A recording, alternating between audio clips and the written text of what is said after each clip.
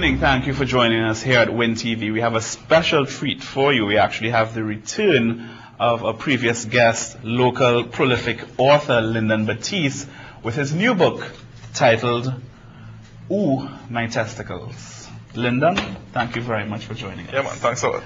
The title almost says it all, and then you have the little adjunct that says, A Tale of Entanglement. Before we go any further, I would like to read an excerpt from the book so that people can have an idea of the journey that they're going to take once this reading starts. Without warning, a searing pain struck. My goodness, what was it?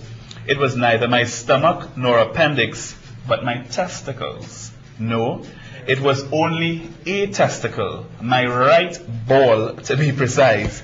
I became stunned and only through divine intervention regained my balance, but not my composure. And with wild gesticulations 6 feet above the ground, I grasped the ladder. Lyndon, what can I say? What can you ask? It's a painful read, not as a piece of literature, but any man reading this book will feel and relate to the agony that you describe here, even though they may not have gone through it themselves. What inspired this piece of work this time around, after 90 Days of Violence? All right, well, the shock that might be is that this was written before 90 Days of Violence. Really? This is actually the first story I ever completed, but wasn't really brave enough to publish. So now that you're accomplished, you can put anything I can put anything out there. Digest it.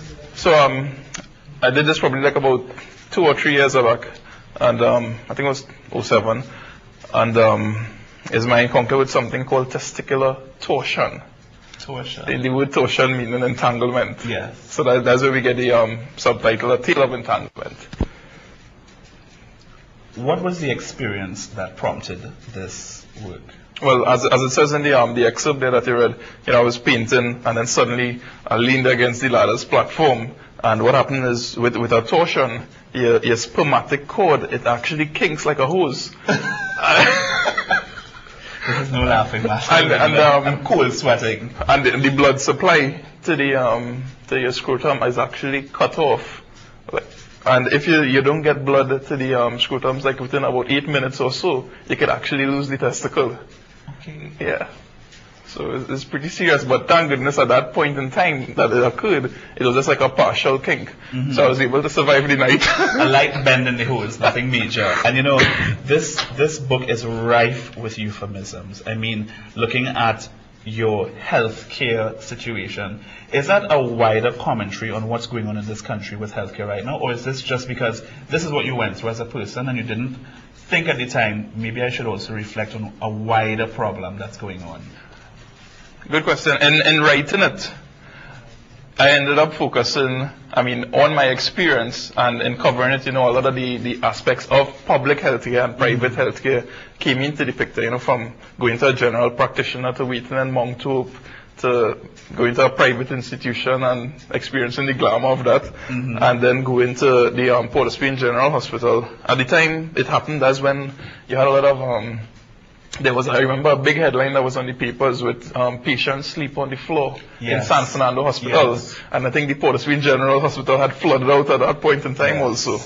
So it ended up, it is my experience, but that becomes part of the package. Low points in our medical history. Yeah. Another part goes on to say, I still do not believe that either shot or knifed is as painful as the pangs which, like red little devils armed with electric pitchforks, stab the areas around and through my groin. Given man's proclivity to intently guard his genitals, I hasten to cut my source of dismay and movements which catapulted, the tin of paint off the ladder's platform.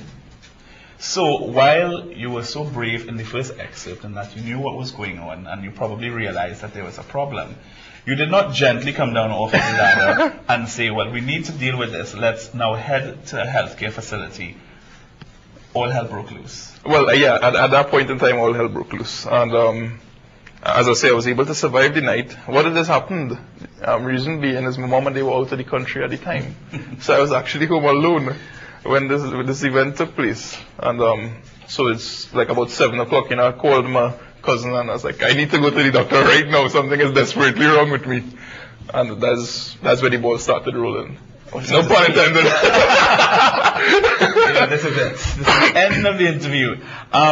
When you told your family about what had happened, you mentioned you called your cousin. Yeah. What was their response like? She was, well, it was pretty casual because I guess at first they took it as, a simple lash or a mistake you make. And then I got to the doctor and when he saw me, I had to wait there for a while. He was like, this is serious. You have something called testicular torsion. Thank God he was able to hit the nail on the head. So right away, we kind of rushed off to Mount Hope Hospital.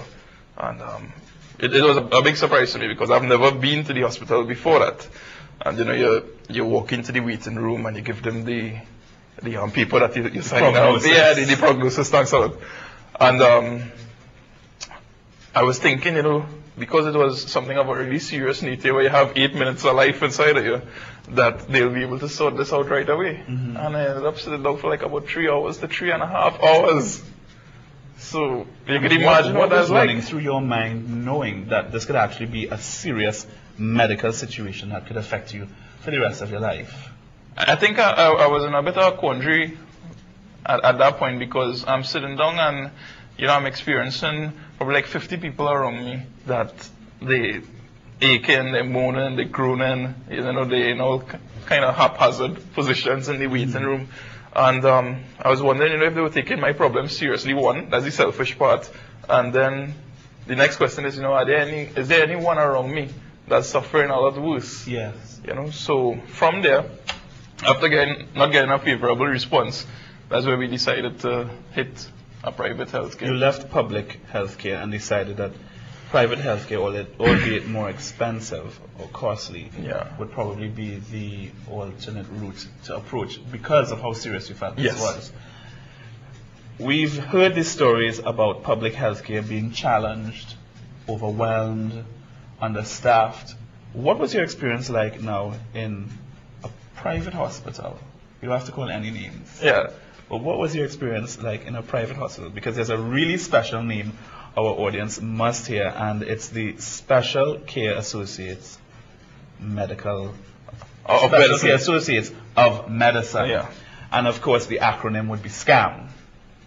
No intention whatsoever to disrepute the place you went to, but it's just ironic that in changing around the name, of course, there's always something underlying in your writing, Lyndon. There's always another message underneath when you're writing about something as light but as heavy as the situation may be. There's always something underneath. What prompted this particular acronym? Actually, it was just by guess, and then when I was looking at the acronym, I was like, wait, this is how it's spelled. Yeah. That's funny. To protect the it out that way. innocence. Yeah. I mean, in the story, some of the names, most of the names are changed to protect like the identity of the people that involved in it. Because it's a reflection on my story. Yes. So walking into the healthcare facility, you're kind of shocked. All right, there's no waiting room. It's like walking into a nice lounging area.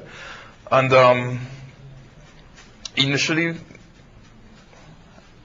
I was forgotten. That was the funny thing about it, because when I checked in and I discussed it, my problem with the lady, she disappears. And I'm assuming that they thought, some support staff member wheeled me away. So I'm standing up waiting for like 30 minutes outside, and then she pops her head and is like, wait, what are you doing there? And I should be asking you that question. I mean, I'm dying out here. You're obviously still strong. Yeah. So then I was wheeled in, and it's boy, the word kind of escapes me to describe it, but I think I did a pretty good job of capturing what the environment is like, because I'm now in that part of the literature. I'm going into the contrast, the people coming into the healthcare versus those that are being wheeled out. I know there's a certain kind of prestige that goes along. There is a socioeconomic statement that one clearly makes and one clearly sees when you go from a public healthcare facility to a private one. There is definitely no blurring of the lines. No. It's a cold, hard separation. Yeah. So then I go into, when I'm wheeled in, and I'm